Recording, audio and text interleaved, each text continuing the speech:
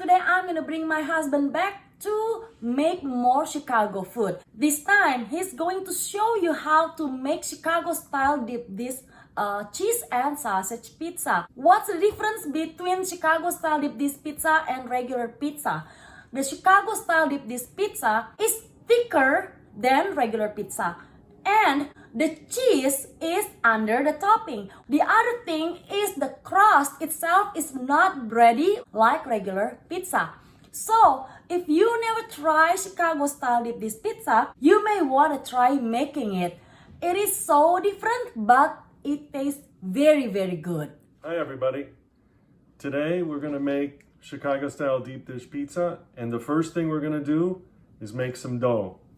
So here we go. Okay, we're going to need 3 cups of flour, 1 cup of water, 1/4 heaping teaspoons of sugar, 3/4 teaspoons of active dry yeast, like this, 1/2 teaspoon of salt, 1/3 cup of canola oil, and we're ready to go. The first thing we have to do, we have to heat the water to 110 degrees Fahrenheit. So I did that in the microwave. I'm going to measure the temperature, and this has been sitting for a second, but it's close enough. If the water is too hot, it's going to kill the yeast, so we have to be careful with that. So I'm going to put the water into my mixing bowl, and then I'm going to add the sugar, and I'm going to sprinkle on the yeast.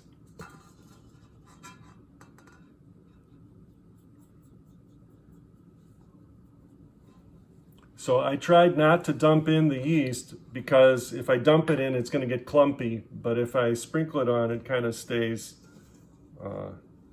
more independent. So the next thing I'm going to do is add in a little bit of my flour.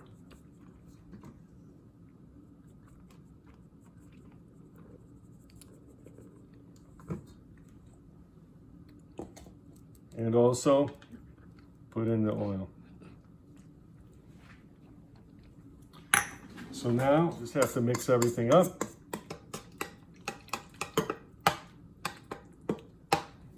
Get things going here.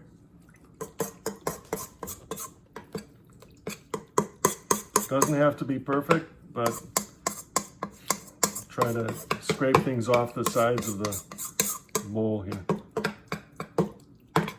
And after I do that, I'll put in the salt.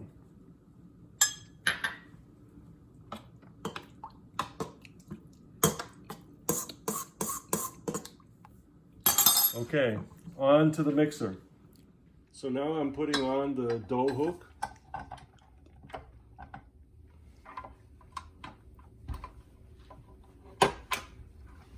Now we start at a low speed.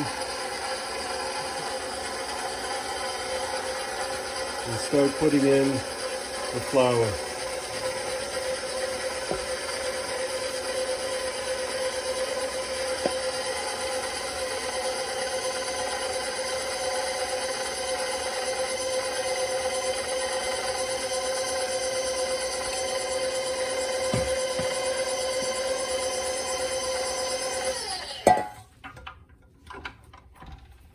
Okay, now of course some of the flour is up on the sides, so I'm just using a spatula to move things around a little bit. And I notice a little extra flour in here. All right. All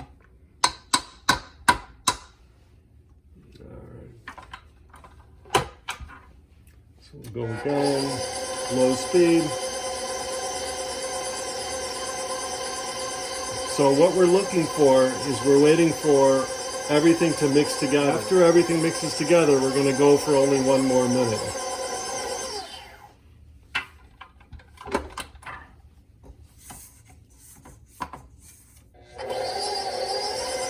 Okay, now everything is mixed together, so I'm going to move it up to medium speed for 1 minute.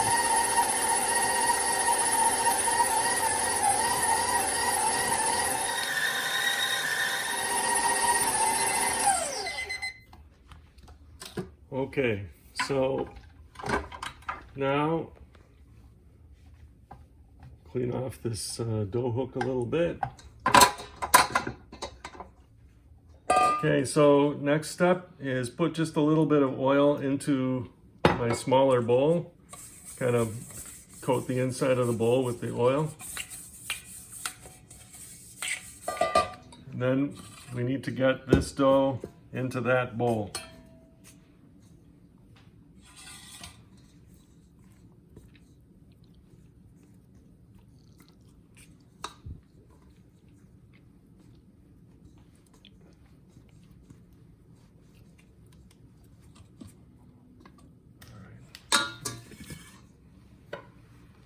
Put a little oil on my hands too. All right, so now I'm just gonna kind of move this around a little bit. And now I'm going to put some plastic wrap. Okay, cover it with plastic wrap. And we're just gonna let it sit in a nice nice place out of the way so it can at least double in size. It might take an hour or two, it depends. All right, so I just finished making the dough and now I'm going to deal with the tomatoes. So this is the most interesting part. The tomatoes have a lot of water in them, and if I put watery tomatoes on top of my pizza, I'm gonna end up with a big mess. But I don't just want to throw away all the tomato juice stuff that's inside this can besides the tomatoes. I want to use it. So what I'm going to do is I'm going to filter it through a coffee filter. And this is going to take a long time, which is why I'm starting it right now.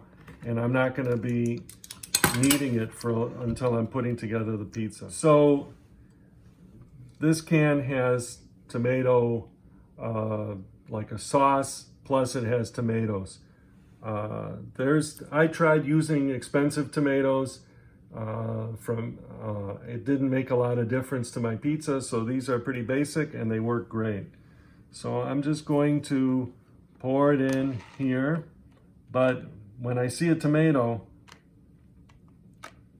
I'm gonna take it out and put it in this bowl and then keep going. So you're not using any kind of tomato paste, right, for this pizza? Yeah, we don't need tomato paste. Tomato paste is already cooked, and it changes the taste of the pizza. And I'm not going to pre-cook these tomatoes. I'm just going to put them right onto the pizza and cook it at that time. So what you need is can of peeled tomatoes. It's not tomato sauce or tomato paste. Right? You need a can of peeled tomatoes. That's why you see the chunk of tomatoes, not just tomato paste or tomato sauce. Yeah.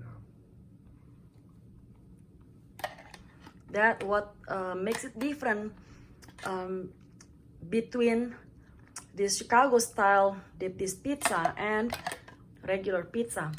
Because on regular pizza, you will not see chunk of tomatoes. You will just see tomato paste. Right, hon? That's right. There is no nice looking way to deal with these tomatoes. You just have to get your fingers a little bit icky. But the important part is that all this good tomato, I'm going to filter it. It's going to end up losing a lot of water this way. And then I'm going to put it on the pizza and it's going to give it a nice sauce next to the tomatoes that we kind of have separate over there. Yeah, my favorite part of the Chicago style deep dish pizza is actually the tomatoes itself. Because I can taste the tomato chunks, not just tomato paste. So here we are. You can see that the water is starting to come out. This is going to take all afternoon. I'm not in a hurry. Okay, one more step. I'm going to slice open each of the tomatoes because I want that part to drain out too. So I'm just going to slice it, if it's not already open, and put it into the strainer. As I mentioned, there is no nice way to do this. But the liquid is the enemy of the pizza, so I have to find a way to get it out.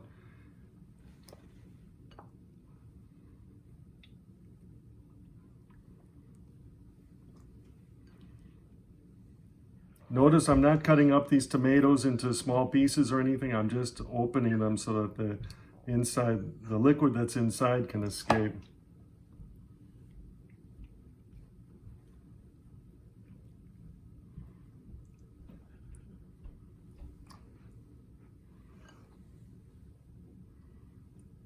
Actually, I'll just put that in here. Now we are going to preheat the oven to 500 degrees Fahrenheit, bake, and we're going to preheat with the pizza stone on the bottom rack because we're going to put the pizza pan directly on the pizza stone, and the pizza stone takes a long time to get really hot.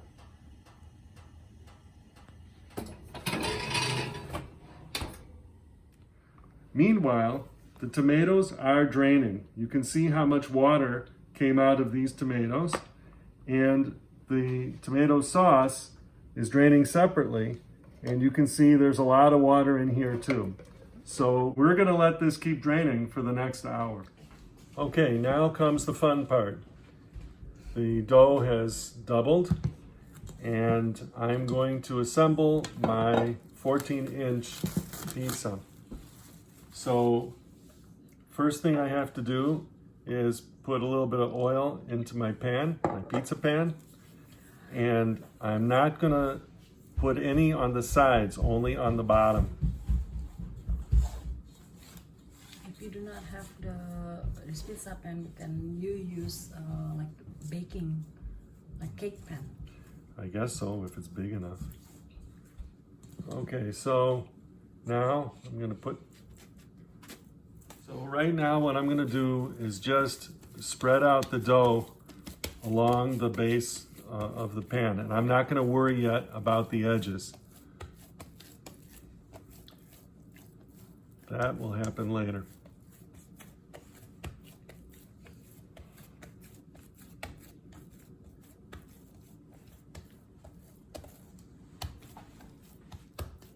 So we want to make sure that the pizza is level. Don't have a big mountain of dough in one place.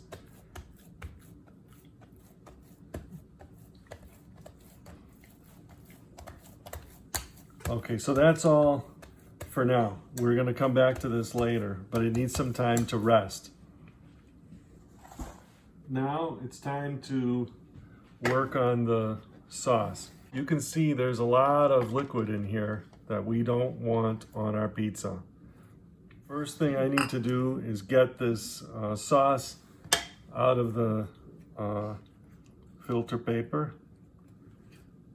and into this bowl. Once again, I have not found a way to make this look cool and smooth and easy to show in a video, but it is what it is. You can notice that this sauce looks kind of pasty, but I experimented a few times with cooking it down, and that does not work. It does get thicker, but it changes the taste of the results. Next step is a teaspoon of salt, teaspoon of sugar, teaspoon of oregano.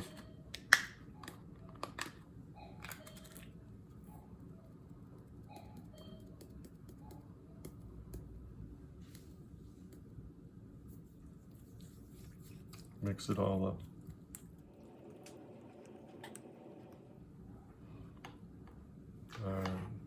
Next, so I have a pound of mild Italian sausage, which is, I set out so it warms up a little bit. It's the room temperature maybe, and some part skim mozzarella. This is about somewhere between a pound and a half, depending on how thick the slices are. But first, the Italian sausage doesn't have any fennel seeds in it, and I like the taste of fennel. So here I have half a tablespoon of fennel seeds, and fennel seeds. And what I'm gonna do is toast them on the stove for a short time to, it makes the flavor more mellow, and it works better on the pizza. So let's go do that. Okay, so I'm going to toast this for about 4 minutes on a pretty low heat. Just kind of want to make sure that it doesn't burn. And I set a timer because I don't want to go for too long.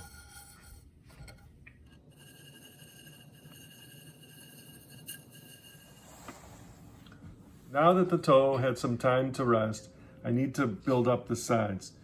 So what I want to do is make the sides as thin as possible. There's no need for thickness, it's going to grow anyway. But I just have to pull up the dough, up the side, and it has to be really thin.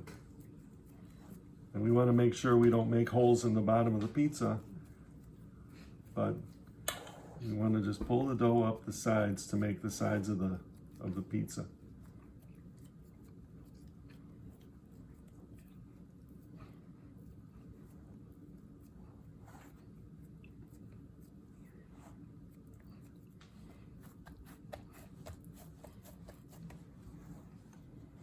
And take a look, make sure that everything, some of it pulls back. I just have to go over it one more time.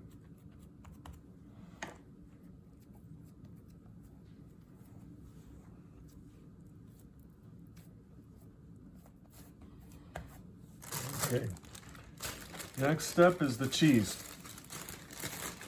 Because in Chicago style pizza, the cheese goes first.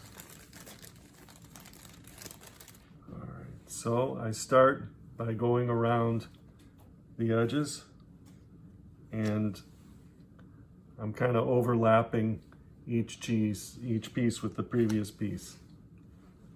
Maybe approximately half the slice is overlapping the next slice.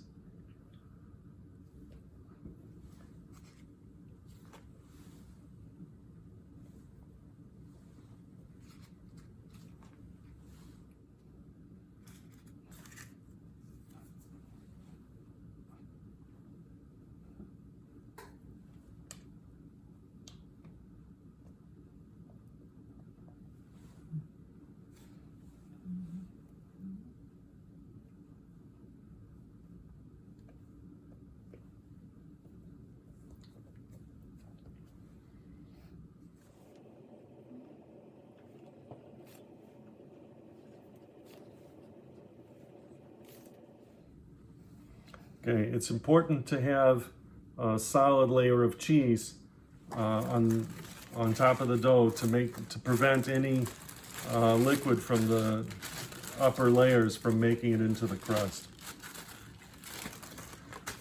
So next layer is the sausage. You can use whatever topping you want. I like sausage. You can use pepperoni too.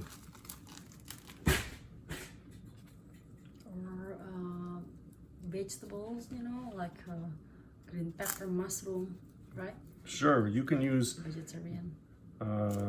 Green peppers, onions, mushrooms.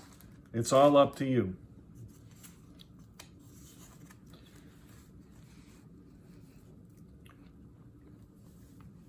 So the sausage is going to go in a thin layer, but it's not going to go in little pieces. It's just going to kind of be spread all over the pizza.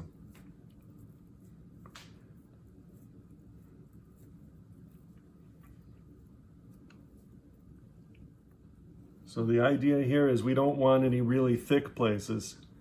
We just want to kind of spread it out all over.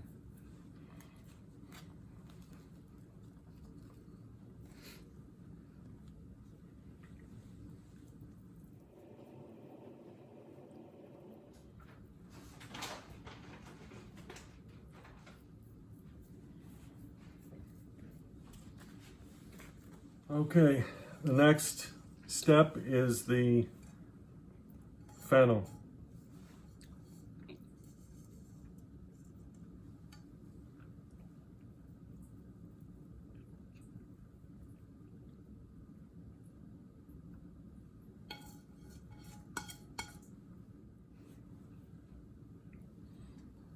Now, next is the tomato sauce. So I'm just going to put the tomato sauce in the middle and then start moving it toward the edges. Remember how liquid this was at the beginning? Now you can see that it's more pasty.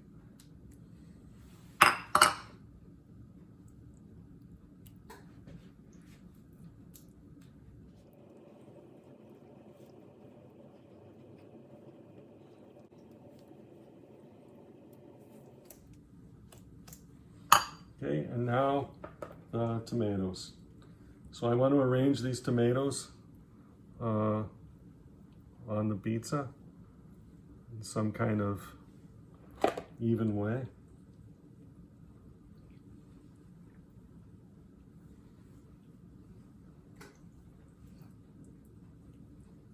Because everybody wants a piece of the tomato.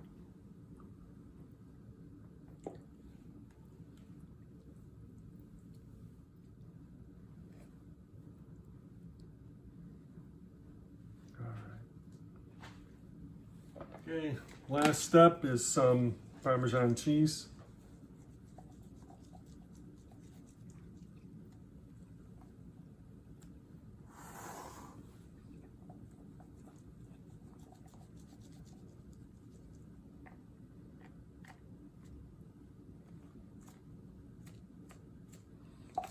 And now we're ready to put it in the oven. Okay, so the oven is preheated for a good long time, and I put inside the oven on the very top rack there's a piece of foil to help reflect some of the heat down, and this is going directly onto the pizza stone. Okay, so now we're going to set the timer for 15 minutes, and we're going to cook that pizza at 500 for those 15 minutes, and then we can lower the temperature to 475 for another 15 minutes. Okay, so now the pizza is out of the oven, and I take this extra step where I put it back in the oven to crisp up the crust on the bottom. It just makes it a little bit better. So first I have to remove it from the pan.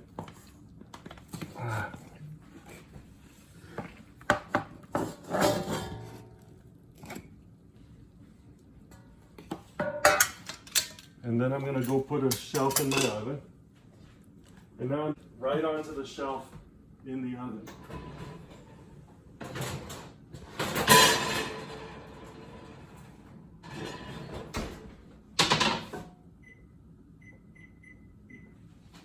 For 5 minutes. Okay, so it's out of the oven, and I'm going to let it sit for 5 minutes or so before I cut it, because right now the cheese is pretty loose. Okay, time to cut the pizza.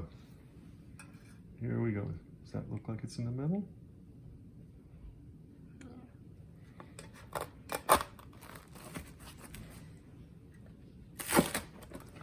You see how you can hear how crispy the crust is.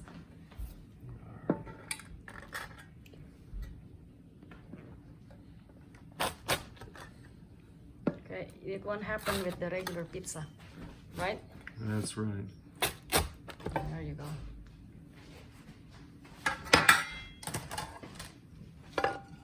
And here you go. Chicago style deep dish cheese and sausage pizza. Okay, you put a little extra oregano, Parmesan, little pepper flakes. If you like spicy. All optional. And now, take a bite. Mmm. Is it good? It's awesome if I say so myself.